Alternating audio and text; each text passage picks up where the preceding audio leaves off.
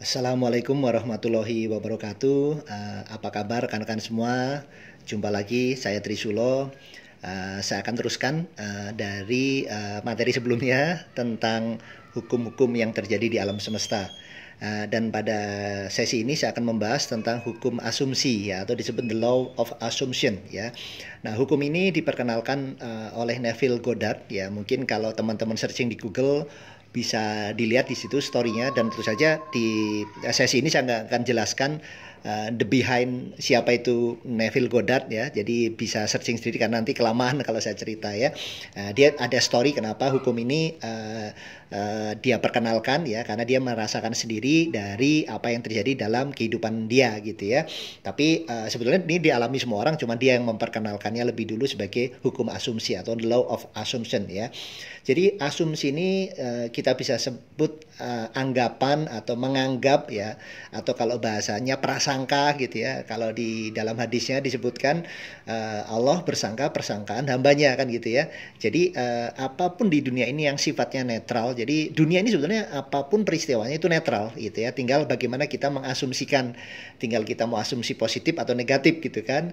Kalau dikaitkan dengan seperti law of attraction, nanti kita akan bahas juga, apa yang kita asumsikan positif maka yang kita tarik positif gitu ya. Kalau negatif yang berarti kita menarik hal negatif, karena semua sebetulnya di dunia ini, di alam semesta ini semua kejadian netral, tergantung bagaimana kita mengasumsikannya ya. Karena dalam satu peristiwa ada asumsinya bisa A atau B tergantung orang tersebut kan gitu ya. Jadi semuanya asumsi. Nah, ini ada beberapa contoh-contoh ya, mungkin bahkan teman-teman atau rekan-rekan mengalaminya sendiri di saat kita mengasumsikan sesuatu. Ini mohon maaf, misalnya contoh seorang istri mengasumsikan suaminya misalnya selingkuh gitu ya, memiliki istri lain ya, dan lain-lain. Yang awalnya dari cerita-cerita yang ada banyak sekali yang mereka tuh sebetulnya tidak kenyataannya suaminya begitu gitu, tapi diasumsikan terus, akhirnya terjadi gitu. Atau sang anak misalnya diasumsikan, wah nanti kalau ini gimana ya, kalau bahasa orang Jawa tuh gek nanti gimana ya, nanti kalau ini gimana. Jadi kekhawatiran itu yang lebih kuat muncul ya, energi negatifnya lebih banyak muncul ya, seperti yang kita bahas di hukum energi sebelumnya ya. Energinya lebih kuat, jadi yang ditampilkan kekuatan makin kuat asumsinya dengan energi negatif, ya itu yang terjadi. Jadi atensi atau perhatian secara terus-menerus yang kita yakini ya bisa menjadi satu realita yang nyata dalam kehidupan kita ya. Jadi kembali lagi tadi, kalau kita asumsikan negatif ya yang datang negatif ya, ya positif ya yang datang positif gitu ya. Dan kalau kita bicara aplikasi dalam kehidupan kita ya, misalnya kita sebagai, kalau misalnya pria nih rekan-rekan ya, kita ingin kita punya kewajiban misalnya suami gitu ya, bisa memberikan nafkah, mencukupi nafkah pada keluarganya ya kan, rumah, mobil ya, pendidikan yang terbaik ya kan. Nah, dalam hal asumsi ini kita harus bisa merasakan dengan perasaan bahwa apa yang kita inginkan itu sudah terjadi. Nah, ini tanda kutip sudah terjadi, sudah terpenuhi. Nah, itu jadi sebuah asumsi bahwa apa yang jadi bukan keinginan itu, justru kita berharap yang kalau bahasa LOA-nya itu kemelaratannya, kekurangannya gitu. Justru kita harus berasumsi Allah itu maha besar, Allah itu maha kuasa, maha kaya, maha pemberi rezeki. Justru kita sudah yakini itu tuh sudah diberikan oleh Allah kepada kita ya, sudah terpenuhi. Nah, itu sudah punya asumsi yang begitu. Kalau kita mau bayangkan yang positif, jadi prasangka yang baik bahwa apa yang saya inginkan ya, tadi mencukupi keluarga dan lain-lain, benar-benar sudah terpenuhi ya. Jadi nah ini mungkin sedikit share cerita pengalaman saya pribadi ya. Ini bukan karena pengalaman pribadi, saya share apa adanya, jadi bukan kaitannya pamer ya, bukan ya, tapi lebih ke memang ini practically yang saya rasakan. Nah, dulu Bapak Ibu rekan-rekan, di saat saya mulai belajar bisnis awal ya, tentu saja baru menikah saat itu di era 2000-an, istilahnya saat itu ya belum punya apa-apa gitu ya. Saya mengasumsikan benar-benar ada satu keinginan, ingin memiliki mobil lah ya. Tentu saja waktu itu ingin saya punya mobil mewah yang pertama gitu ya. Waktu itu BMW 3 Series ya, waktu itu di era tahun 2000-an. Saya afirmasikan, saya asumsikan gitu ya. Setiap lihat mobil itu saya tularkan rasa asumsi itu sudah menjadi milik saya gitu.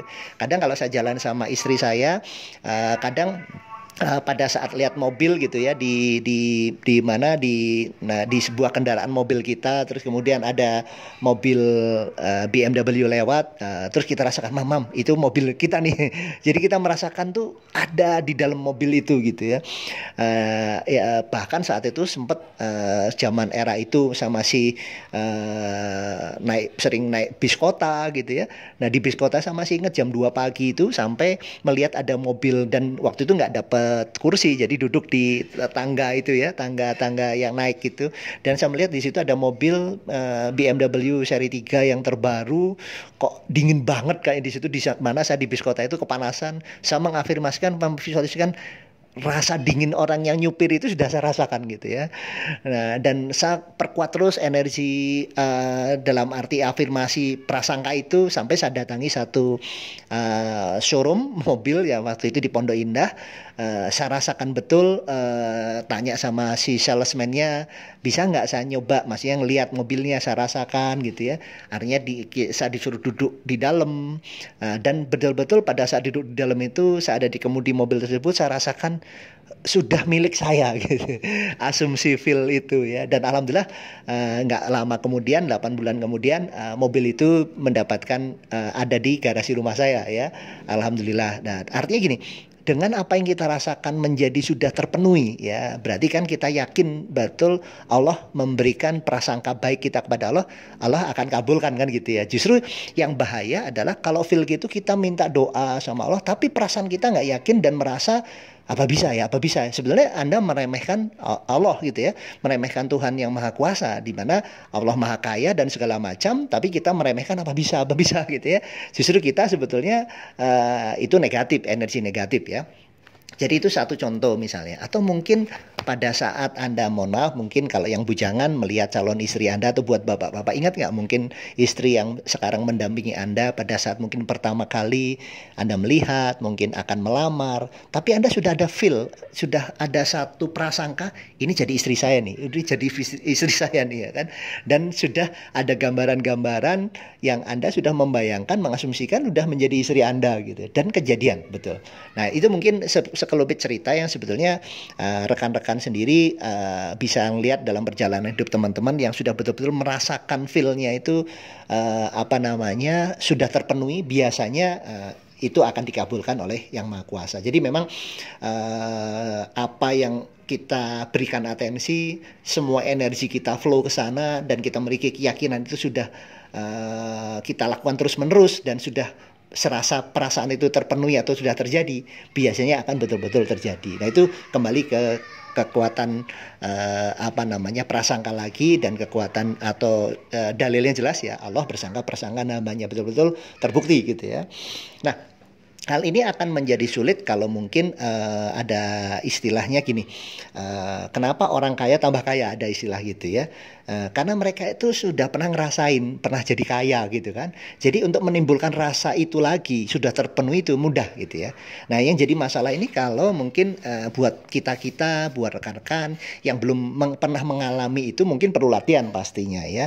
Nah saya pribadi terus terang dalam mengaplikasikan hukum asumsi ini, terkadang saya siap di dompet. Nah jadi nanti kita belajar dari hukum asumsi yang lain, contoh ya di dompet kita. Jadi kalau belajar dari hukum asumsi, dompet itu nggak boleh dibiarkan kosong ya, karena ini salah satu bentuk latihan ya. Jadi minimum ada uang lah di situ ya, jangan sampai kosong gitu ya, karena itu akan membangun satu energi negatif. Nah itu nanti kita akan belajar di sesi-sesi yang lain. Intinya tidak diperbolehkan. Kenapa? Supaya ada rasa dalam diri kita itu berkelimpahan, jadi bukan kemelaratan atau kekurangan. Nah energi itu mungkin teman-teman ya, apa yang saya omongkan ini kan mungkin dalam aplikasi di lapangan, pernah nggak ngerasa dompet kita kosong? Kan ada perasaan di dalam hati kita ini kekurangan gitu ya, merasa kok aduh gimana ini. Jadi lebih memendarkan energi atau mungkin vibrasi atau sebuah rasa yang kita kekurangan, padahal kan nggak boleh. Jadi kita sudah tahu dalil-dalilnya juga bahwa Allah itu memberikan rezekinya kepada kita itu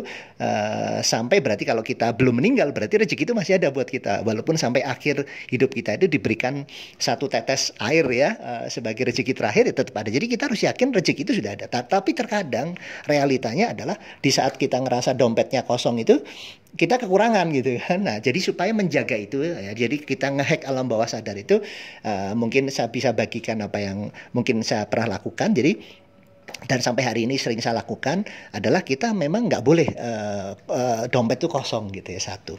Bahkan saya bahkan sering ya saya bikin cek cek kosong gitu ya, saya masukkan itu dengan nilai sekian banyak uang ya, terserah misalnya tapi mungkin saran saya mulai dari nilai 100.000 rupiah gitu ya, sehingga pada saat teman-teman ke sebuah mall atau mungkin ke sebuah toko, bukan untuk dibelanjakan, tapi uang itu ngerasa, oh saya bisa mampu nih beli, atau dengan saya tadi ngehack pikiran alam bawah sadar saya dengan cara saya masukkan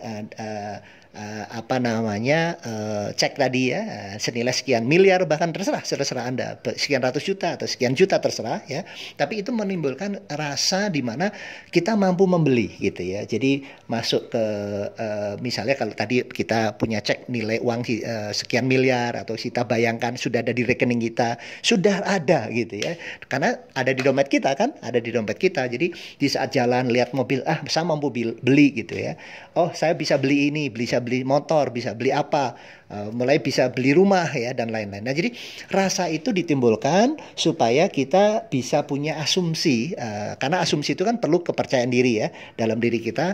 Nah, dengan adanya tadi dompet nggak boleh kosong tadi kan, terus mengafirmasi bahwa kita punya uang dalam rekening kita. Nah, itu salah satu cara latihannya. Nah, kurang lebih begitu ya. Nah, ini gambaran-gambaran nih teman-teman ya. Nah, juga mungkin asumsi ini apakah kayak ngayal, Pak? Nah, kadang ada istilah, ada yang sampai ngomong gini, pernah ada orang yang ngomong, loh Pak, ngapain ngayal-ngayal? Action yang banyak, nggak perlu ngayal gitu ya. Nah, ini saya mau sampaikan apa adanya. Ngayal dalam konteksnya di sini adalah memiliki satu imajinasi itu sudah terjadi, itu suatu hal yang tadi Allah bersangka persangkaan hambanya gitu ya. Nah, gimana kita mau action kalau kita nggak membayangkan dulu gitu, bahasanya nggak ngayal dulu, nggak mengasumsikannya dulu gitu ya.